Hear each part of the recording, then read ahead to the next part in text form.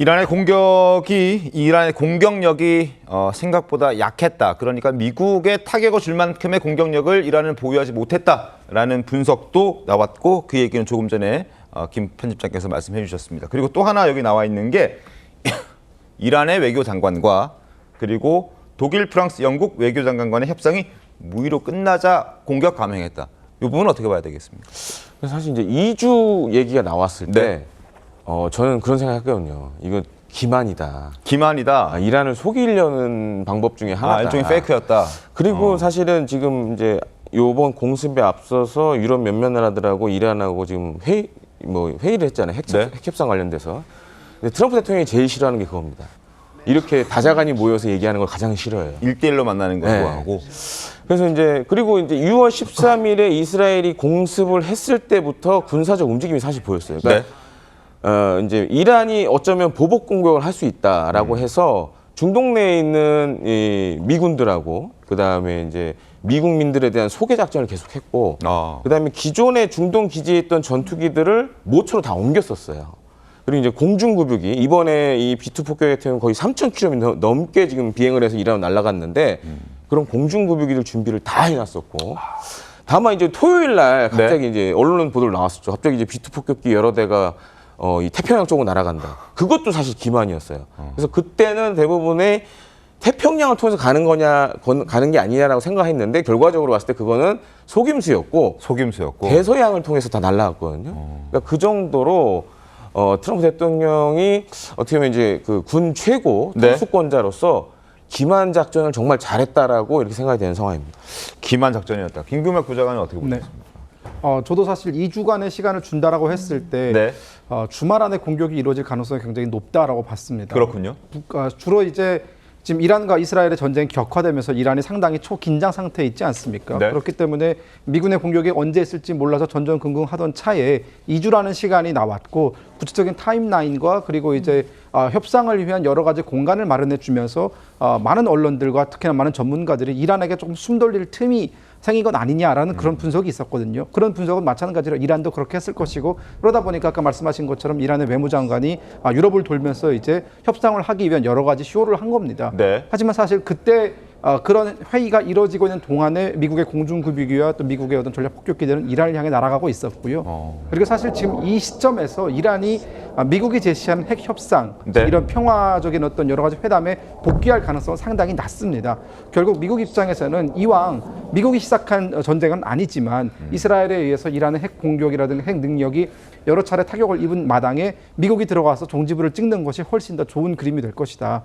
또 구체적으로 말씀을 드리면 이스라엘에 의해서 이란의 핵 능력이 제거됐다라는 뉴스보다는 미국에 의해서 결정적으로 이란의 핵 능력이 제거됐다라는 헤드라인이 트럼프 대통령 입장에서는 더 매력적이지 않겠습니까? 저는 그렇기 때문에 공격을 감행했다라고 저는 생각합니다. 2주의 말미를 줬는데 이틀 만에 공격했다. 이건 다 기만이었다. 이미 다 주말에 공격할 걸 준비하고 있었다라는 게 두 전문가의 설명이었습니다.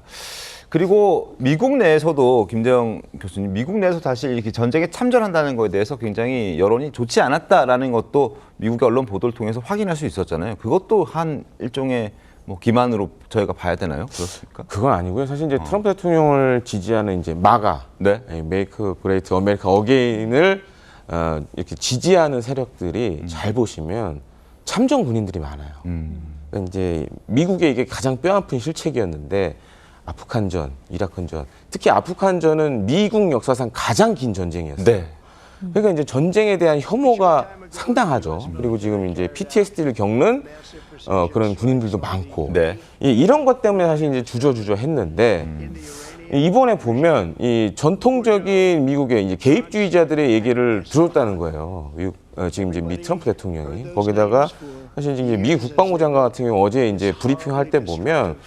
거의 이제 트럼프 대통령을 보는 아이돌 신봉하듯이 그런 식으로 막 얘기를 하더라고요. 저는 처음 봤어요. 이렇게 미 국방부 장관 가운데 물론 이제 대통령이 중요한 군 최고 통수권자긴 하지만 거의 찬양조로 얘기를 하더라고요. 그래서 그걸 보고 깜짝 놀랐는데 반면에 이제 미 합참의장은 굉장히 그 신중한 태도로 어제 브리핑을 하는 거 봤는데 지금 들리는 얘기로는 이번 군사작전에 있어서 미 합참의장의 얘기를 더 많이 들었다는 거예요. 국방부 장관보다는.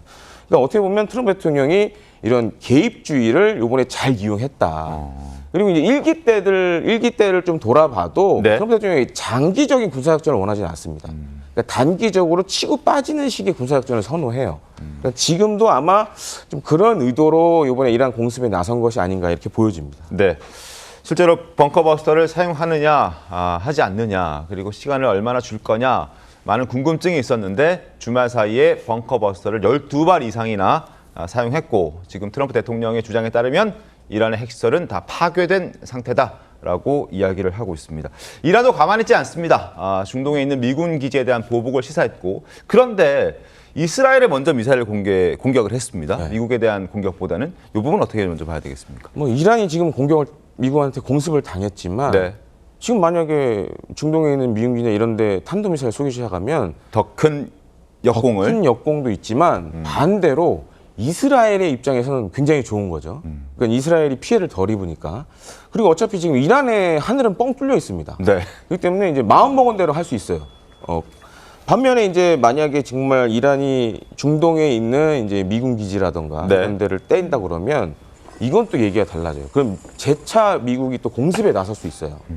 그리고 중요한 건 사실 지금 이 이란 주변에 네. 지금 미국의 어마어마한 지금 전력들이 지금 포진을 하고 있어요. 그렇기 때문에 이란이 자칫 잘못하면 이란 군이 아마 이제 대상이 될 겁니다. 이제 택시선을 넘어가는 거죠. 그때부터는. 네. 그러면 이란 군을 괴멸하려는 미군의 이제 공습 작전이 또 시작되는 거고. 그랬을 경우 이란 입장에서는 정말 이제 코너로 몰릴 수밖에 없는 거죠. 그러니까 사실 얘기는 강하게 하지만 네. 실제 행동을 옮기기는 좀 쉽지 않을 것 같다 이렇게 보여집니다. 알겠습니다. 트럼프 대통령은 이란 공격 후에 이스라엘 총리와 통화를 한 것으로 지금 전해지고 있습니다. 공격 계획은 사전에 통보까지 했다고 합니다. 자, 네타냐후 총리 목소리 들어보겠습니다. Congratulations, President Trump. Your bold decision to target Iran's nuclear facilities with the awesome and righteous might of the United States will change history. But in tonight's action against Iran's nuclear facilities, America has been truly unsurpassed. It has done what no other country on earth could do. 자, 미국의 이번 공격이 결국 이스라엘의 의도대로 흘러간 것 아니냐 이런 분석도 나오고 있던데요, 김국일 보좌관님. 네, 어찌 보면 그런 면이 없지 않아 있습니다. 어쨌든 이번 이란과 미국 간의 갈등은 사실 이스라엘이 먼저 시작을 한 것이 가장 시초가 됐고요. 그리고 네. 이스라엘과 이란 사이에 미사일을 주고받는 것이 벌써 지금 며칠 지나지 않았습니까? 13일부터 시작을 했으니까 벌써 보름 넘게 지속이 되고 있는 건데요. 지금 이스라엘 입장에서는 사실 미국보다는 훨씬 절박하죠.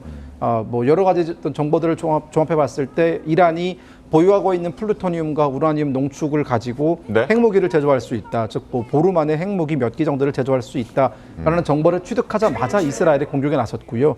그리고 지금 이스라엘이 그 공격에 대한 대가로 뭐 하이파라든가 텔아비브가 이란의 미사일 공격에 노출되어 있지 않습니까? 그런 상황에서 이스라엘은 이왕 시작한 이란의 핵 능력 제거라면은 네. 반드시 끝을 봐야겠다는 생각을 했을 겁니다. 여기서 만약 어물쩍 넘어가게 된다면은 사실상 네. 이란은 이미 한번 얻어맞았기 때문에 이 얻어맞은 교훈을 바탕으로 반드시 핵무기를 제조하려 들 것이기 때문에 사실상 이것은 이제는 돌아가기는 어려운 싸움이 되어버렸다. 이 와중에서 확실하게 이란의 핵 능력을 제거할 수 있는 국가는 유일하게 미국밖에 없었고 저는 그래서 트럼프 대통령이 물론 네타냐후 총리가 짜놓은 판에 들어갔다라기보다는 네. 시작은 네타냐후가 했지만 네. 종지부를 찍는 것은 결국은 트럼프 대통령 많은 헤드라인을 가져갈 수 있는 것이고요. 물론 미국 측에서는 이란의 정권 교체를 바라고 있지는 않다라고 하면서 수위 조절은 하고 있지만 오늘자 나온 보도를 보면은 네. 핵 능력은 제거가 됐고 여기에 이란이 정신을 차리지 못하고 지속적으로 이란 국민을 이런 여러 가지 도탄에 빠지게 한다면은 정권 교체 왜 못하겠냐? 이란을 다시 위대하게 만들 수도 있다라는 얘기가 공공연하게 나오고 있거든요. 그러니까 이런 이스라엘과 이란에서 시작된 판이 굉장히 새로운 판으로 흘러가고 있고 여기에 중심에 미국이 있다라고 보시면 될 것 같습니다. 알겠습니다.